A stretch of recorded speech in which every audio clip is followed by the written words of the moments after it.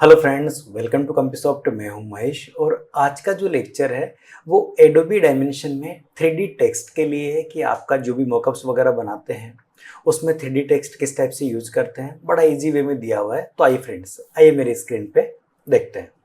तो फ्रेंड, ये welcome screen है। फर्स्ट मैं यहाँ पे क्रिएट न्यू पे क्लिक कर रहा हूँ। तो जो बाय डिफॉल्ट कैनवास साइज है 1024x768 वो आपको ओपन करके देता है। ओके, यहीं पे अगर मैं यहाँ पे चाहता हूँ तो यहाँ पे फिल्टर बाय में यहाँ पे मॉडल्स पे क्लिक करता हूँ तो यहाँ पे टेक्स्ट ऑप्शन दिया है। आप टेक्स्ट पे क्लिक करेंगे तो बाय डिफॉल्ट यहाँ पे जो टेक्स्ट होता है लॉरियम एप्सिप वो आपको दे देता है। आप इसकी जगह क्या चाहते हैं वो आप यहाँ पे टाइप कर दें।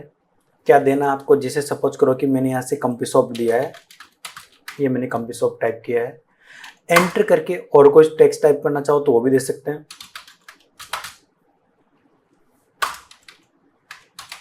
ये मैंने कंपीसॉफ्ट कंप्यूटर एजुकेशन दिया है। अब कंडीशन ये कि टेक्स्ट तो आ चुका है पर वो उस कैनवास के यानी जो आपका कंस्ट्रक्शन प्लेन था उसके डाउन में था, तो उसको मूव करा लेंगे यहाँ से। ये मूव कराया मैंने। मूव कराने के बाद में फर्स्ट तो यहाँ से पोजीशन है कि एक्स वाई जेड पोजीशन कहाँ पे आपको रखनी है, एक्स में कहाँ पे, वाई में कहाँ पे, जेड में कहाँ पे, वो आप यहाँ से डिफाइन कर सकते हो। उसके बाद में रोटेशन, रोटेशन कौन से एंगल पे चाहिए, एक्स वाई जेड, आप यहाँ से रोटेशन कर सकते हो उसको। जो भी एंगल पे आपको रोटेशन करना है वो रोटेशन कर सकते हो। मैंने 0 0 रखा है उसको, बाय डिफॉल्ट 0 0 रखा है। और उसके बाद में स्केल, आपको कितना स्केल चाहिए स्केल आप कर सकते हो। तो देखो खाली विड्थ में उसकी स्केल हो रही है, यानी एक्स एक्सिस पे खाली स्केल हो रहा है, पर मैं चाहता हूँ कि यार ओवरऑल होना चाहिए। तो यहाँ पे एक चेन लिंक ऑप्शन, आप इस पर क्लिक कर दें कांस्टेंट प्रॉपर्टीज पे। ये क्लिक कर दिया। अब मतलब मैं जितना भी साइजिंग कम ज़्यादा करूँगा, स्केल करूँगा, वो देखो ओवरऑल हो रहा है इस टाइप से। तो ओवरऑल हो जाएगा इस टाइप से। उसको रिमूव भी कर देंगे यहाँ से। उसके बाद में साइज, एक्स में साइज बढ़ाना है, खाली वाई में साइज बढ़ाना है या जेड में साइज बढ़ाना है, वो आप यहाँ से इंक्रीज डिक्रीज कर पाते हो। कितना आपको साइज चाहिए वो आप यहाँ से साइज कर पाएंगे। मैंने कंट्रोल जेड अंडू किया है बाय डिफॉल्ट साइज में लाने के लिए। उसके बाद में यहाँ पे फ़ॉन्ट आपको कौन सा रखना है, फ़ॉन्ट आप अपने हिसाब से रख सकते हैं। मैंने बोल्ड इटैलिक रखना है। और यहाँ से लेटर्स के बीच का स्पेस में कम ज़्यादा कर सकता हूँ, कितना स्पेस देना है, और लेटर्स के बीच का स्पेस में ऐसे इंक्रीज डिक्रीज कर सकता हूँ।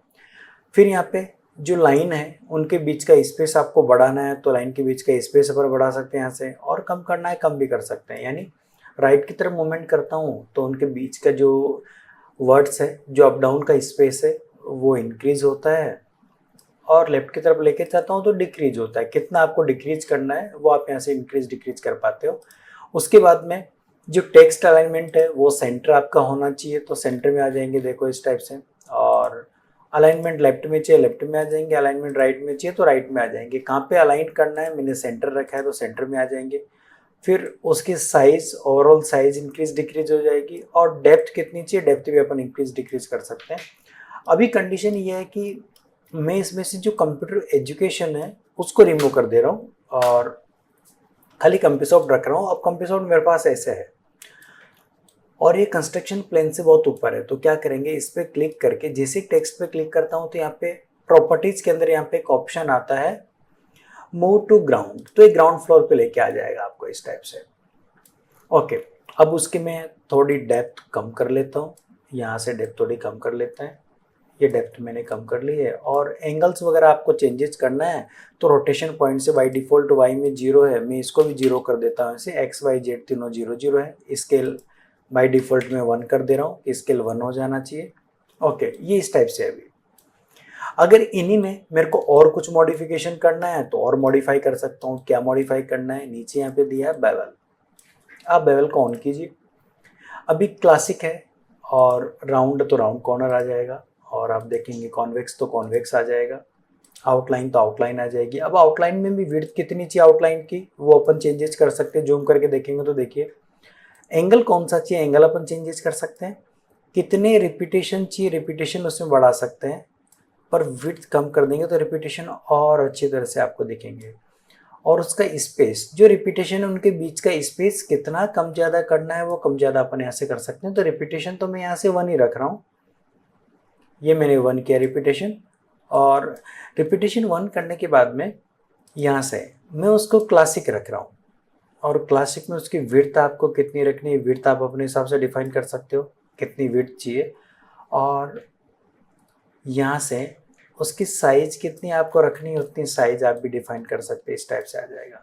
अगर इसको कोई मटेरियल देना है तो अपने यहाँ पे मटेरियल्स नीचे होते ही हैं, यहाँ पे आप क्लिक कर दें। अगर यहाँ पे बाय डिफ़ॉल्ट आपको विजिबल नहीं होते हैं तो आप यहाँ पे मटेरियल विंडो पे क्लिक करें, यहाँ से खाली मॉडल्स आते हैं, यहाँ से मटेरियल विंडो आ जाएगा।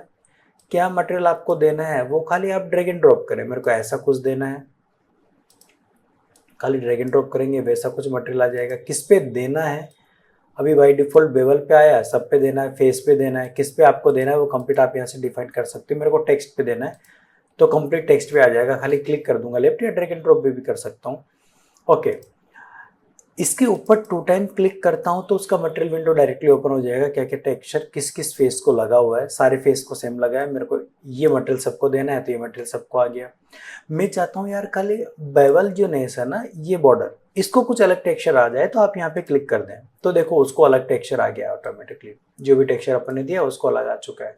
पर मैं चाहता हूँ कि यार ये टेक्सचर मेरे को परफेक्ट लग रहा था, यही जो टेक्सचर है ये सबको आ जाना चाहिए, तो वही सबको आया। इसका ही मैं कलर चेंज कर लेता हूँ। आप यहाँ पे जाइए बेस कलर पे, और कलर में जाके आपको कैसा कलर देना है वैसा कलर आप यहाँ से चूज कर लीजिए। मैंने यहाँ से ऐसा कुछ कलर रखा है उसका, ये ऐसा कुछ कलर आ जाना चाहिए। ओके, फिर यहीं पे मैं चाहता हूँ कि इसकी बेवलनेस पे, वही मैं मैप में जा रहा हूँ और बेवल पे क्लिक कर रहा हूँ और ये टेक्सचर उसको बेवलनेस को दे देता हूँ, ऐसी कुछ बॉर्डर आ गई। अब यहीं पे बाहर कैनवास पे क्लिक कर रहा हूँ।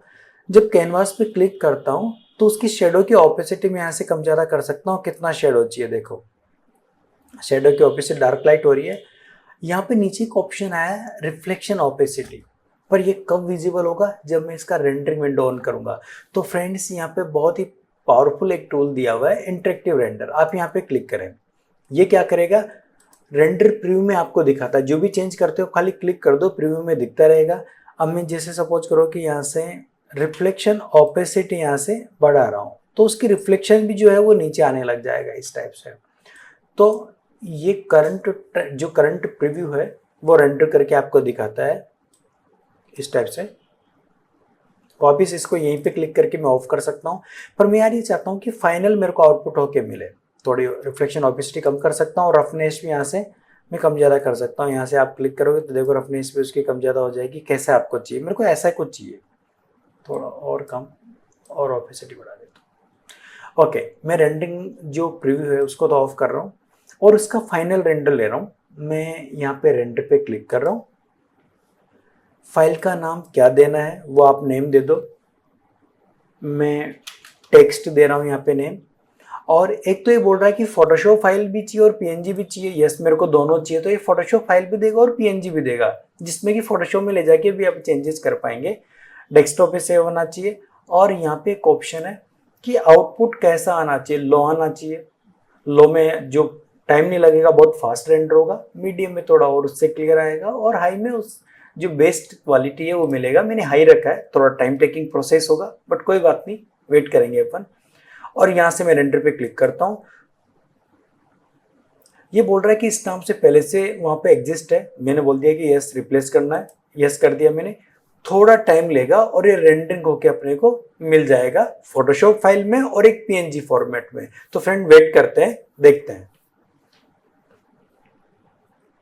तो फ्रेंड्स ये रेंडरिंग जो है वो फिनिश हो चुका है और मैं इसको मिनिमाइज कर रहा हूँ यहाँ से। ये मैंने मिनिमाइज किया है तो मेरे को 2 फाइल यहाँ पे मिली है। एक तो मेरे को इसका पीएनजी फॉर्मेट मिलेगा, ये देखिए आप टेक्स्ट पे अगर मैं जाता हूँ तो ये पीएनजी फॉर्मेट है उसका, डायरेक्टली अपने को रेंडरिंग फॉर्म में मिला है ऐसे एग्जैक्ट, जो कि क्लियर इमेज है। और एक मेरे को फोटोशॉप फाइल मिला है, मैं यहाँ पे 2 टाइम क्लिक कर रहा हूँ फोटोशॉप की फाइल पे।